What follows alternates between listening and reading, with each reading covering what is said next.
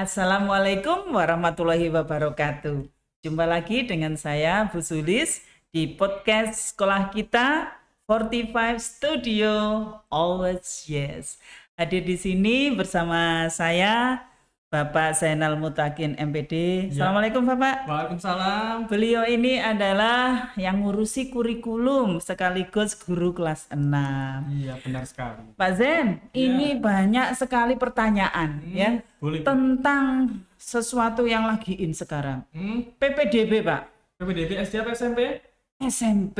Oke. Nanti Oke. kita bahas semuanya, kita ulas semuanya nanti. Siap. Nah, ini Bapak, orang tua itu heboh, banyak yang tanya. Iya. Kira-kira apa? Ini butuh pencerahan. Apa yang pertama kali harus dilakukan oleh orang tua? Gitu. Oke. Yang pertama ya, untuk persiapan PPDB SMP ada beberapa yang harus dipersiapkan. Nah, khususnya yang pertama adalah data-data siswa, yaitu kartu keluarga dan akte kelahiran. Nah, sedangkan untuk jarak atau yang digunakan untuk PPDB zonasi itu kemarin sudah kita data saat verifikasi saat di sekolah kemarin. Oh, ada linknya Pak itu Pak di Diknas gitu Pak. Ada. Jadi untuk PPDB SMP itu melalui online. Jadi harus melalui alamat web tersendiri. Adapun untuk alamat webnya bisa kita lihat di layar. Jadi untuk kita PPDB online kita masuk ke Google dulu, lalu di situ kita ketik PPDB SMP. Nah, kita klik ya. Lalu di situ dipilih yang paling atas sendiri, yang tahun 2022.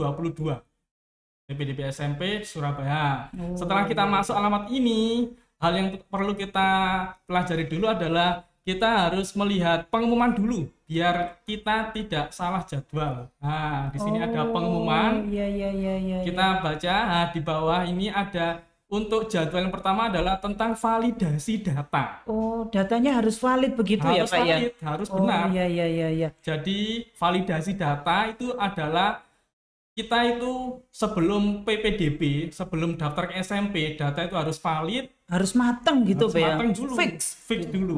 Kalau misalnya nanti salah, kita nggak bisa daftar ke SMP. SMP. Nah, jadi harus valid dulu. Lah Nah, ini yang harusnya memvalidasi siapa Pak Zen? untuk validasi data ini adalah mandiri, itu adalah hak oleh orang tua siswa sendiri. Iya. Berarti memang peran orang tua di sini dipentingkan, utama. memang Iya, utama. penting. Penting sekali. Karena ini keputusan ini kan memang keputusan orang tua. Iya. Gitu.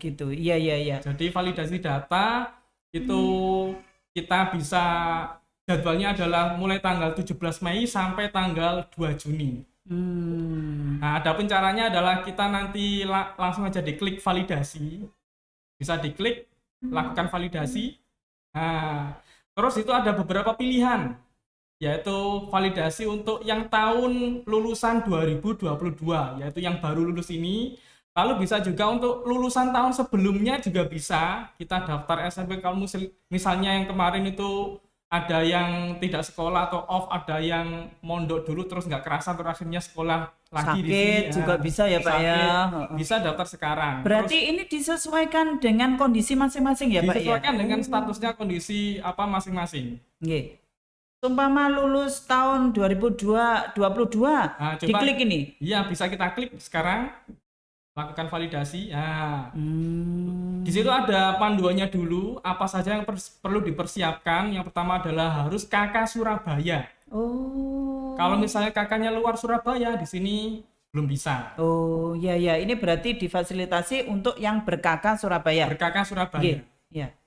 Nah, setelah itu, ya, yang perlu dipersiapkan juga nanti kita akan foto. Nah, fotonya itu langsung foto selfie ya, bukan foto yang sudah ada di HP, itu bukan. Oh, langsung berarti Pak? Langsung. Pakai seragam. Pakai seragam. Ini foto bukan orang tuanya Pak ya? Bukan. Berarti Yang ini foto adalah siswanya dengan siswanya. seragam. Dengan seragam. Oke. Terus ini bisa dimulai validasinya ya Pak ya? Bisa diklik, mulai validasi. Nah, di sini kita memasukkan NIK siswa dan tanggal lahir siswa sebagai passwordnya. Setelah nanti kita masuk, lalu nanti kita hanya ngecek saja. Dan pengecekan itu kemarin sudah dilaksanakan saat verifikasi data di sekolah kemarin. Kalau misalnya datanya ada yang salah, kita bisa menghubungi lagi ke TU di sekolah masing-masing. Nah, setelah kita bisa masuk, yang dicek adalah satu di situ alamatnya dulu, data siswa dulu dan alamat. Setelah itu nanti ada pengecekan nilai rapot siswa mulai semester 7 sampai semester 11. Setelah itu nanti data prestasi siswa. Setelah itu nanti baru foto siswa yang selfie tadi. Terus yang terakhir adalah konfirmasi dengan tanda tangan siswa. Oh, tanda tangan juga ya Pak ya. Dan yang terpenting ada satu lagi, harus memasukkan email yang aktif. Kalau misalnya emailnya itu salah atau emailnya itu nggak aktif, nanti kita tidak bisa mendapatkan PIN. Oh, jadi berarti harus diingat email sekaligus passwordnya. Soalnya nanti dikirim PIN itu melalui email masing-masing, begitu ya Pak ya? Email masing-masing, ya. Oh, gitu ya Pak ya. Jadi tetap meskipun ini tanggung jawab merupakan hak dan tanggung jawab orang tua, sekolah juga memberikan bantuan seandainya ada kesulitan, gitu ya Pak ya? Iya. Pak Zen, kira-kira untuk jadwalnya bagaimana Pak? Ini supaya anak-anak dan orang tua ini tidak ketinggalan gitu. Oke. Untuk jadwal bisa juga dilihat di web yang tadi ya. Kita kembali lagi di menu pengumuman yang di tengah. Di situ tadi yang pertama adalah jadwal validasi, terus di bawahnya lagi, di sini ada beberapa jalur. Yang pertama adalah jalur afirmasi inklusi.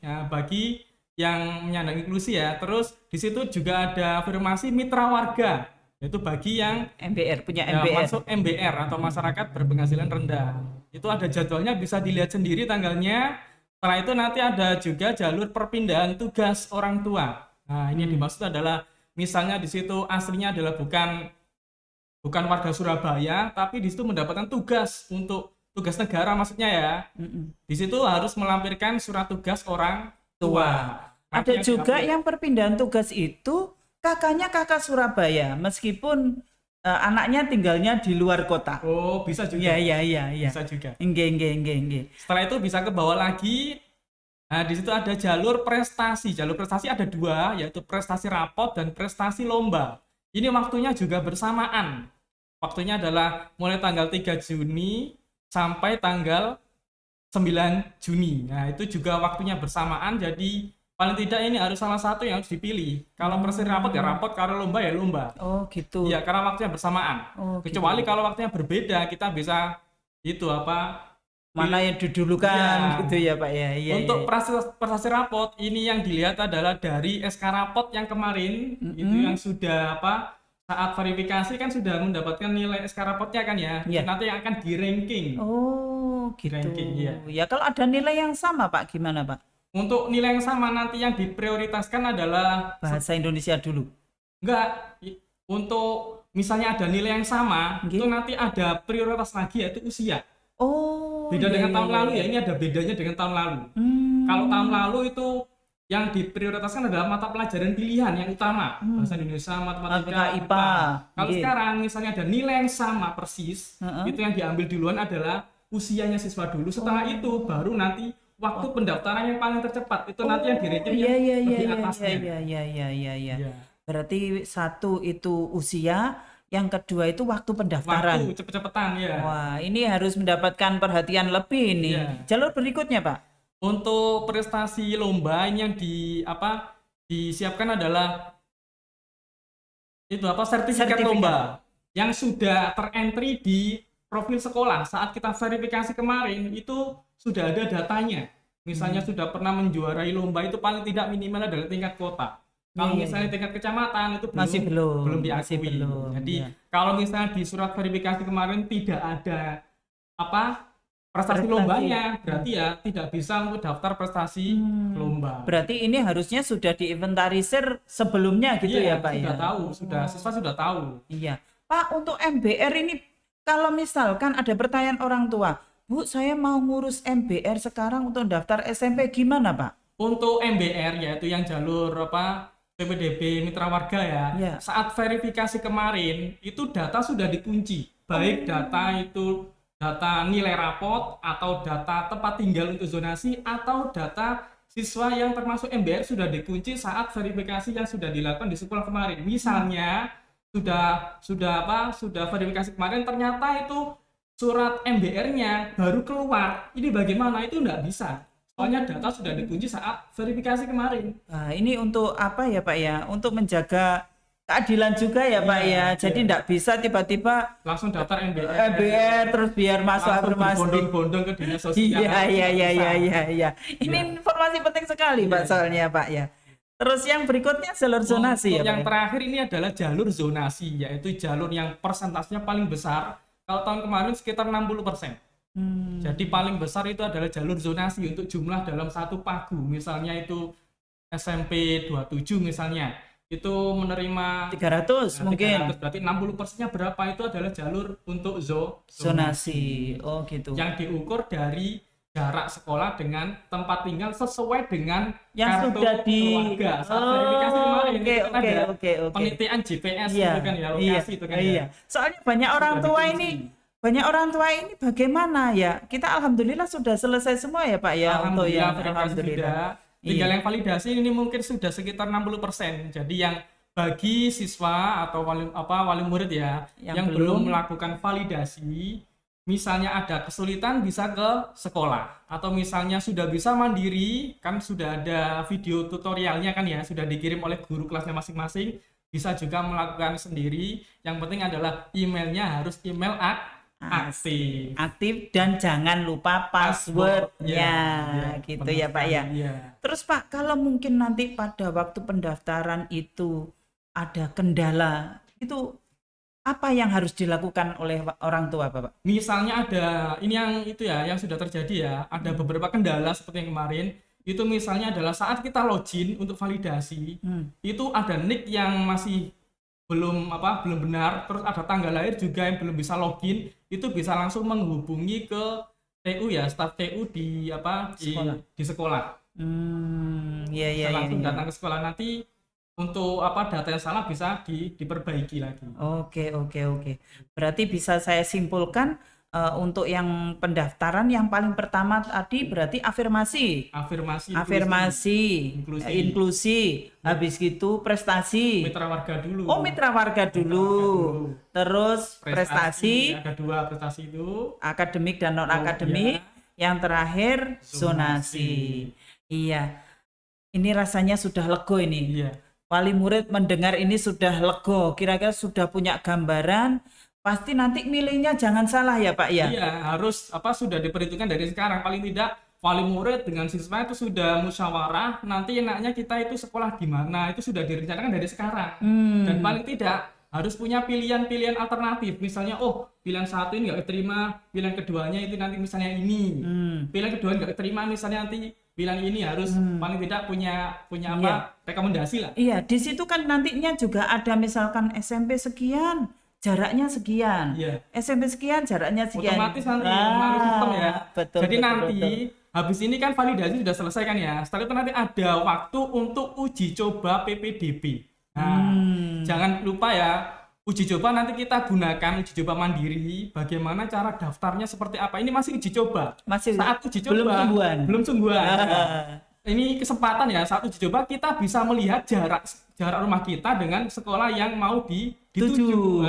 Juga bisa melihat nilainya juga, itu nanti juga masih keluar di sana. Luar biasa. Terus juga bisa langsung otomatis, kalau misalnya yang jalur zonasi ya, langsung otomatis nanti akan keluar 2 sekolah pilihan yang paling terdekat, itu nanti langsung otomatis keluar. Gitu. Jadi kita nggak usah pilih-pilih SMP ini kalau zonasi ya, itu langsung otomatis yang paling terdekat. Tapi sistem yang bekerja ya, Pak ya. Tetapi kalau yang jalur prestasi rapot, kita bisa pilih ke luar zona. Tapi luar zonanya harus 1, nggak boleh 2 pilihan ini luar zona semuanya, nggak boleh. Yang prestasi ya Pak. Yang prestasi rapot nggak boleh. Harus salah satu itu di dalam zona kita. Kita kan zonanya kan Surabaya Utara. Satu di Surabaya Utara boleh, satunya di luar. Luar biasa. Tambah jelas ini Pak. Pak, kalau ada orang tua misalkan, Bu, saya ini tidak bisa mendaftarkan. Gimana Pak itu Pak? Sekolah bisa. Sekolah mau melayani ya. Misalnya ada yang kesulitan, nggak tahu internet, atau misalnya itu nanti takut salah. Bisa nanti ke sekolah. Nanti guru-guru bisa membantu nanti. Pokoknya nanti didampingi sama orang tuanya ya. Maksudnya kita yang mengoperasikan, kita yang membantu, tapi orang tua juga tetap hadir gitu ya Pak ya. Orang tua nanti yang memilih sekolah di mana gitu. Oke. Baik, terima kasih Pak Zen. Luar biasa keterangan ini. Saya kira sudah jelas. Semoga apa yang disampaikan oleh Pak Zainal ini cukup memberi secercah apa ya, pengetahuan yang luar biasa kalau saya bilang. Semoga nanti sekolahnya bisa sesuai dengan yang diharapkan. Anak-anak nanti SMP-nya juga bisa lebih maksimal lagi ya Pak Zen. Amin. Ya, semoga ini bisa bermanfaat bagi semua. Baik, anak-anakku sayang, orang tua yang saya hormati, demikianlah podcast sekolah kita. Semoga apa yang disampaikan pada pagi hari ini bisa bermanfaat. Terima kasih Pak Zen. Saya akhiri. Wassalamualaikum warahmatullahi wabarakatuh.